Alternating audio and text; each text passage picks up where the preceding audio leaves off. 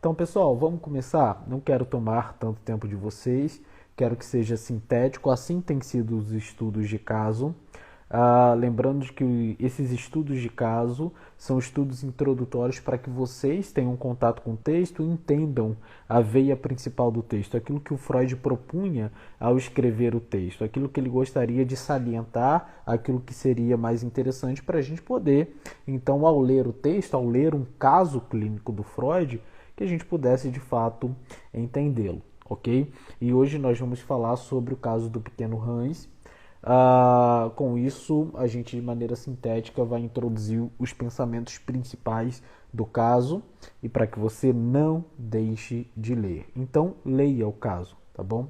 Leia o caso do pequeno Hans. Como eu disse, já falamos do caso Dora, do Homem dos Lobos.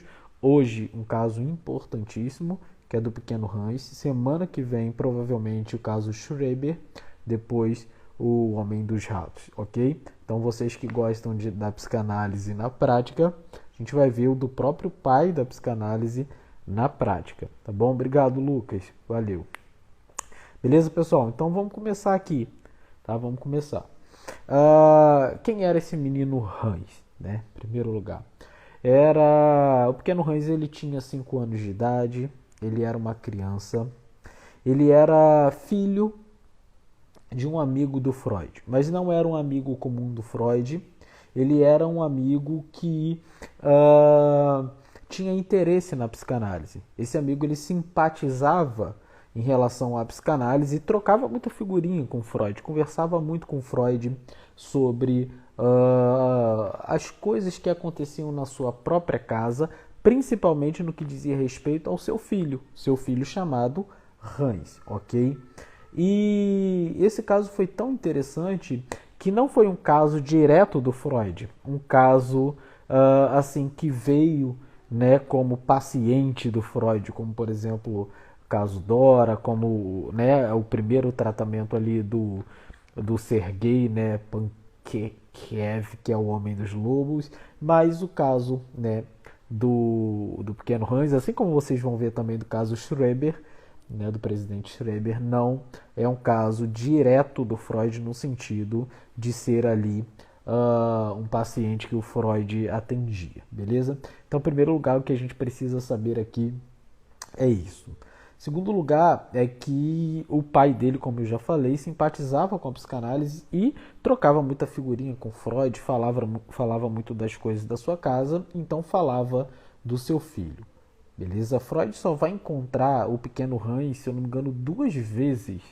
Aproximadamente 2 vezes. E nessas 2 vezes a gente vai ver coisas assim mágicas acontecendo. Mas lembrando de que o Freud estava a par da situação.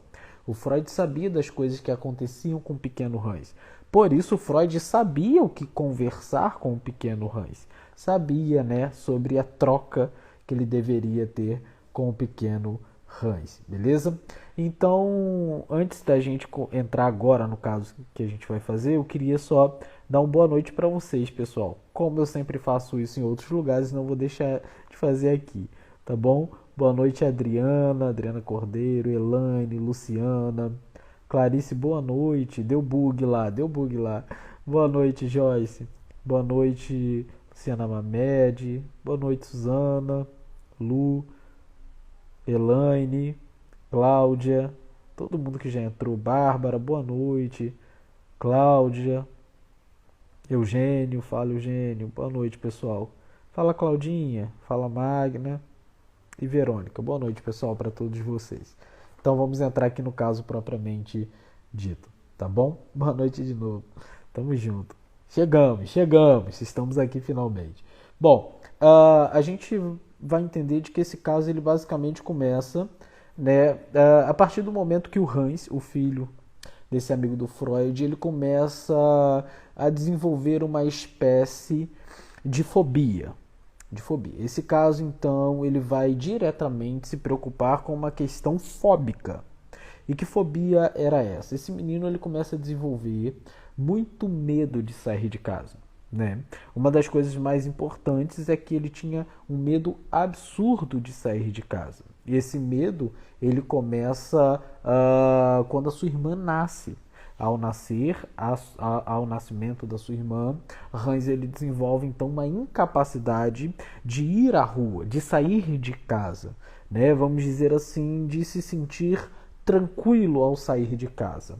Bom, a gente poderia falar aqui sobre algumas coisas, mas acredito que vocês sabem muito bem. Ele ficava amuado, né, dentro de casa, como aquela pessoa que não quero ir lá para fora. A gente sabe muito bem de que entre irmãos é muito comum que um ciúme, na verdade é natural que um ciúme se desenvolva, chamado ciúme concorrencial, né?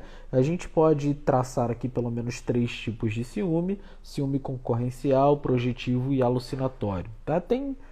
A gente pode ir mais um pouquinho, mas eu só vou falar rapidamente do ciúme concorrencial, porque é o ciúme aqui que diz respeito, né, ao caso. É claro que o Freud ele não vai trabalhar assim basicamente isso, mas eu estou dando aqui para vocês uma nota de rodapé, né, para que quando vocês lerem sobre esse aspecto do nascimento da irmã, vocês vão entender que não é algo que se passa direto, é algo que vale a pena pensar, algo que vale a pena investigar. Bom, então, ao nascimento da irmã se desenvolve uma espécie de concorrência por conta de um ciúme. Esse ciúme a gente chama de concorrencial porque ele é parecido com a inveja, né? Enquanto a inveja é a 2, o ciúme concorrencial seria 3, no sentido de que eu disputo com você aquilo ou aquele lugar, mas não por mim, não pelo que eu quero, mas em relação ao outro, né? O que é o ciúme concorrencial, ou seja, de irmãos, senão a forma com que eu me posiciono diante da minha família em relação a você. Ou que você se posiciona diante da família em relação a mim. Então esse desespero do Hans de sair de casa, ele nasce, ele acontece quando a irmã então vem a nascer e ele começa a desenvolver esses sintomas. Bom, a gente sabe que era uma criança, como eu disse para vocês, com apenas 5 anos de idade, né? Um desses encontros do Freud, principalmente o primeiro. Boa noite, Denise. Fala, Gênesis. Boa noite. Temos aqui vários alunos. Jane, Leandro. Boa noite, Rosaida. Boa noite, Sharon. Minha irmã tá aqui. Boa noite, Flávia. Pessoal que eu não falei ainda. Fala, Alan. Boa noite também. Beleza? Bom, então um desses encontros com Freud, o Freud pergunta ao Hans, ao pequeno Hans, por que você tem medo? Né? Que medo é esse que você está sentindo? Que história é essa que você não quer sair de casa? Né? E aí o Hans, ele vai, quando questionado pelo Freud, vai dizer que ele tinha medo de cavalos. Né? Ele vai dizer que tinha muito medo de sair de casa por conta dos cavalos. Vale lembrar que naquela época, né, um dos principais meios de transporte a curta distância eram os cavalos, né, as charretes, apesar de que a gente já tinha outros meios, né, de transporte, de viagem inclusive, mas que, principalmente o ferroviário, mas que, né, naquela época era muito comum você sair, era comum você ter cavalos, cuidar de cavalos e sair a cavalo. Inclusive pagar para ser levado para algum lugar a cavalo. Ok? Uma nota aqui de rodapé só para a gente poder acrescentar. Não sei se vocês sabem que o criador do transporte público foi o Blaise Pascal, né? Pascal, conhecido como aquele filósofo precursor da filosofia do existente, né? Então toda vez que eu penso em carroça, em cavalos levando pessoas para algum lugar ou para outro comercialmente, foi Pascal que sugeriu, né, ou criou. Ele era um grande empreendedor, um gênio, além de um filósofo, né? Como eu disse, precursor aí da filosofia do existente ou do existencialismo. Mas isso é só uma notinha de rodapé. Esse menino, então, Ele tinha muito medo de cavalos, tinha muito medo de encontrar, né, com esses animais. Porém, isso era um pouco esquisito pelo fato de que a sua família cuidava de animais, né, de certa forma, de cavalos e tudo mais tinha. E como que alguém que gostava muito, que tinha uma certa afinidade, poderia agora então ter medo de cavalos, né? Seria uma coisa um pouco estranha, né? Bom, isso acontece principalmente pelo fato de que, né, vai dizer o Hans, questionado pelo Freud, por que esse medo de cavalo? Então, o Hans ele vai dizer que uma vez um cuidador de cavalo disse para ele assim, não se aproximar muito do cavalo, né? Não colocar a mão no cavalo, porque o cavalo morde. Então, se o cavalo morde, ele poderia morder a sua mão. E isso na cabeça do pequeno Hans seria uma espécie de ele vai comer os meus dedos. Ele vai arrancar os meus dedos. Eu vou perder os meus dedos caso eu coloque a mão ali no cavalo. Então Freud ele vai intuir de que isso seria uma espécie de protótipo, né, de ameaça ligada a um complexo ou uma fantasia, né, de castração. Então Freud vai intuir de que ele estava com medo de ser castrado. Bom, ele não saía para a rua, apesar da sua pequena experiência com cavalos ou experiências, por conta daquilo que o cuidador falou, mas não necessariamente porque poderia acontecer isso, mas porque isso representava dentro dele uma questão muito maior, que era a castração, ok? Então, o Hans ele vai evoluir, né, no progresso do seu pensamento e ele inclusive vai chegar à pergunta, né, depois dessas trocas com Freud, ele vai chegar à seguinte pergunta, lembrando da fantasia de castração, né, sobre a perda do dedo, a perda de alguma parte do seu corpo, a perda do seu órgão. Isso, logicamente, guiado pelo Freud.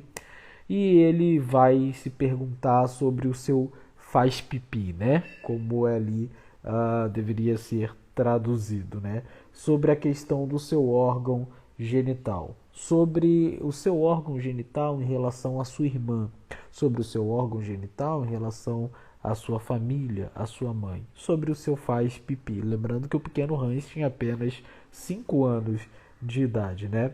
E o Freud ele vai perceber que o cavalo ele é uma espécie, eu gosto muito dessa expressão do Dunker, é uma espécie de animal totêmico, né? O Freud vai posicionar isso pra gente como um totem. E o Freud então ele vai pedir ao pequeno Hans que desenhe esse animal.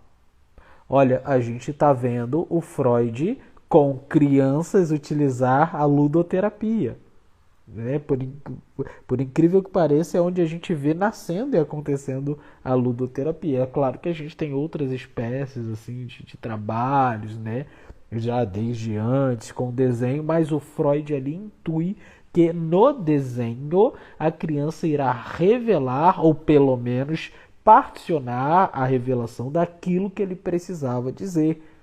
E olha só que legal, ao desenhar, o pequeno Hans então faz um cavalo, né? Ele pede para desenhar esse animal, ele faz um cavalo e quando ele chega na boca, ele faz uma espécie de rabisco, né?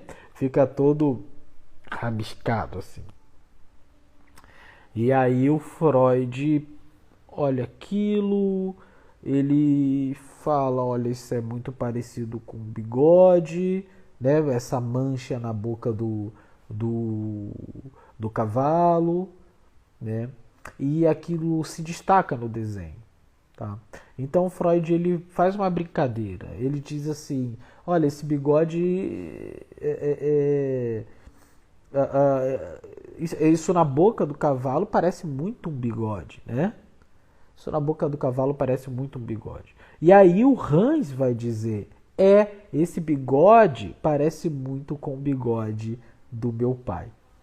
ok? Naquele momento, uma transferência com Freud então se estabelece. O pequeno Hans começa a ver o Freud como alguém detentor de uma capacidade genial de traduzir, de conhecer, alguém que fosse uma pessoa completamente conhecida, que inclusive ajudava seu pai nas suas questões. Então ele cria um grande apreço por Freud, por perceber que o Freud estava guiando ele na sua jornada pessoal.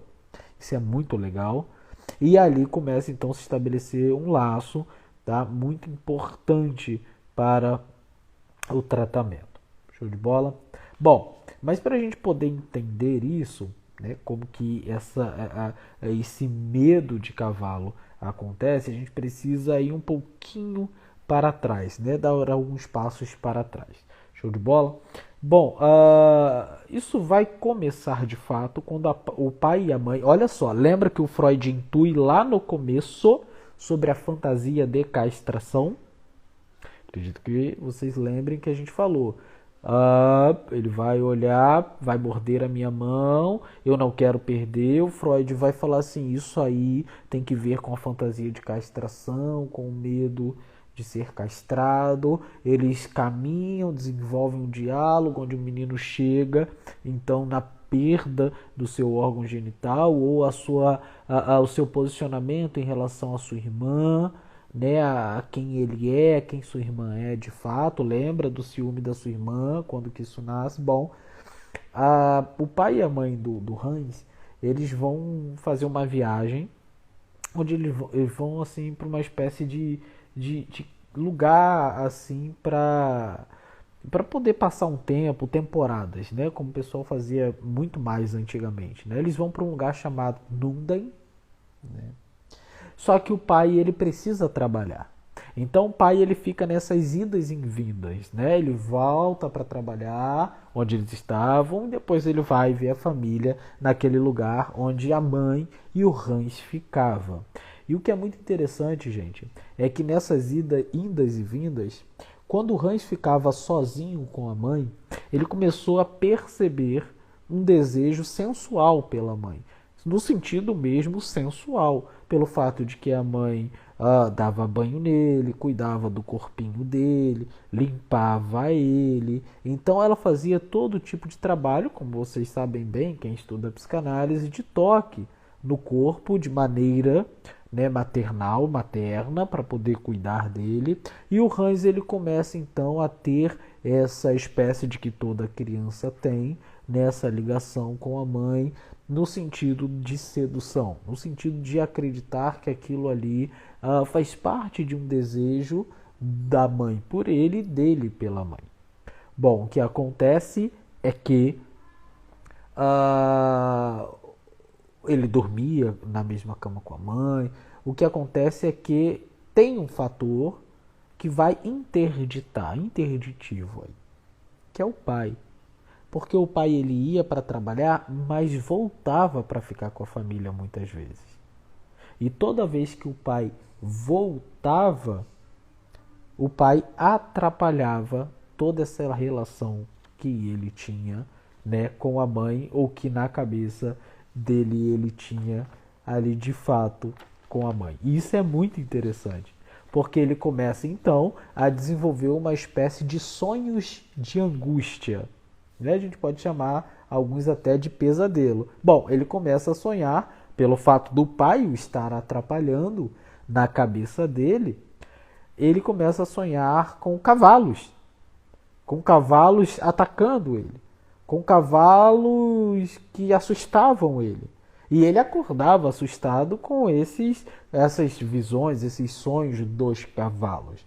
Né? Bom, o Freud vai ter uma percepção genial de que a fobia então seria uma espécie assim de solução uma espécie de solução como sintoma primário, né? A fobia dele, esse medo excessivo de cavalo, seria uma espécie então de solucionar o quê? Quem ele era em relação à mãe, ao pai e à irmã, porque a mãe, né, estava grávida e teria uma filhinha, né, como a gente fez essa volta aí para poder entender a gênese do problema. Só que a grande questão é que o Hans ele vivia num processo ambivalente, porque o pai não era alguém que ele odiava. O pai era um fator interditivo, mas o pai era alguém que ele admirava, que ele amava, mas que ao mesmo tempo se colocava como aquele que vai interditar o meu caminho até a mãe. Tanto é que, inclusive, vocês sabem bem que não é uma prática saudável colocar o filho na cama entre vocês, né? Não durante muito tempo. E de que isso provoca, então, um senso de divisão no filho, de separação. Coisas que não podem acontecer, né, no sentido, vamos dizer, natural das coisas. Então, isso não acontecia com Hans. Ele era retirado para que o pai, então, em casa, ficasse com a mãe na cama. O Hans ficava fora da cama. E o que acontecia então é que ele sentia de que quando o pai chegava ele não tinha aquilo que ele gostaria de ter. Então, por um lado, ele amava e admirava o pai, mas odiava o que acontecia pelo fato do pai estar ali com ele. Então, o cavalo que mordia o Hans, entre aspas, né, na alucinação do Hans, ou seja, no pensar de que se eu sair de casa, um cavalo vai arrancar os meus dedos mordendo, era então veja, a irmã nasce, eu preciso me posicionar, olha a casa, preciso saber quem eu sou diante da família, ao mesmo tempo de que eu estou sendo castrado pelo meu pai, porque eu não posso então ficar com a minha mãe. Por um lado ele admira, ele ama o pai, né? Ele queria o pai no sentido de ser amigo, ser parceiro, mas queria a mãe apenas para ele. Por outro lado, né, pelo fato de querer a mãe apenas para ele, ele desejava que o pai fosse embora, mas ele tinha muito medo disso também. Inclusive, um dos sonhos que ele tinha, e que era sonho de angústia para ele também, era quando, mais uma vez, o cavalo, né, carregando, levando uma charrete, ele sonhava que uma curva, essa charrete se desconectava do cavalo e então ela capotava, ela virava, né? As pessoas se machucavam, quebravam e o Freud então vai perceber de que a charrete seria a mãe. Veja bem, o cavalo pai e a charrete a mãe, e ao mesmo tempo que o pai era um fator que interditava o caminho do Hans, também era aquilo que ele não queria que acontecesse com ele, que era, se eu tomo o lugar do meu pai e fico com a minha mãe, né, essa charrete vai se desligar do cavalo, e eu não quero que isso aconteça. Tanto é que era também um sonho de angústia. Era angustiante para ele saber de que a carroça se separando do cavalo, né, poderia então causar um estrago. Ou seja, se meu pai se separar da minha mãe, né, claro, um menino de 5 anos talvez não pensasse nesses termos, né, vocês vão ver que é mais ou menos, se eles não ficarem juntos, eu perco também. Então, por um lado, eu quero minha mãe, meu pai me castra, ele interdita. Por outro lado, eu não quero que o meu pai vá embora. Eu amo meu pai, ele é extremamente necessário na minha vida. E aí você ainda tem o terceiro fator do nascimento da irmã. Eu tenho que me posicionar dentro da minha casa. Então desenvolve-se aí uma espécie de fobia como solução do sintoma primário. Como eu preciso mostrar o que está acontecendo. Isso só vai assim tomar uma outra forma. O Hans vai superar essa fobia quando ele passa então para uma outra espécie de fantasia ligada ao nascimento da irmã. Quando a irmã nasce, ela é posta numa banheira, né? Aquela banheira com bastante sangue, lógico, era uma recém-nascida. E ele vai ver aquilo será uma cena marcante para ele, mas ele começa então a ter uma espécie de fantasia com o encanador, né? Bom, banheira, canos, o encanador vindo embaixo, tirando, né, com uma chave um pedaço do cano. Então ele tirava um pedaço do cano, colocava um pedaço do cano.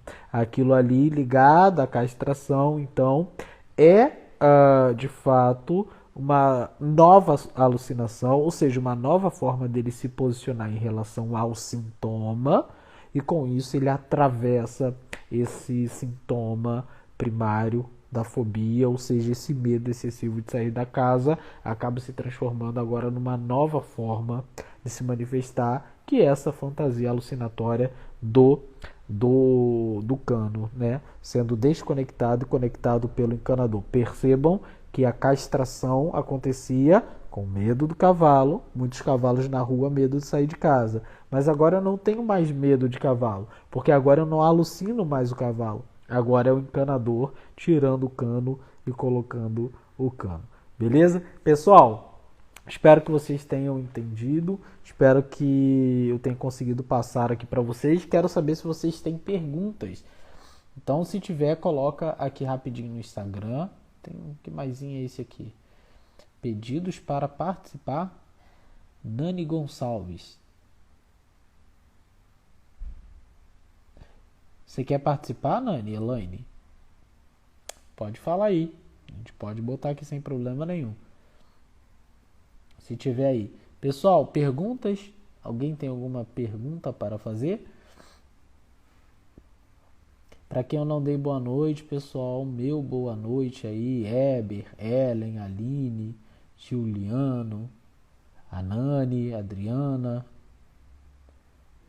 Aline, a outra, né? Claudinha Catita, boa noite. Fefe, boa noite. Rosane. A outra Aline, gente, bastante Aline. Ana Luísa. Cássia acabou de entrar também.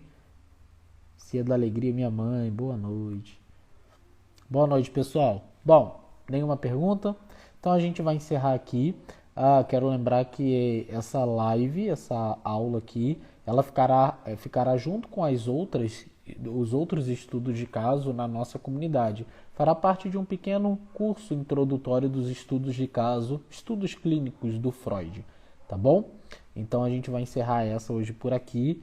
Semana que vem a gente volta naquele mesmo bate-canal, no mesmo bate-horário, tá bom? Gostei de fazer live aqui.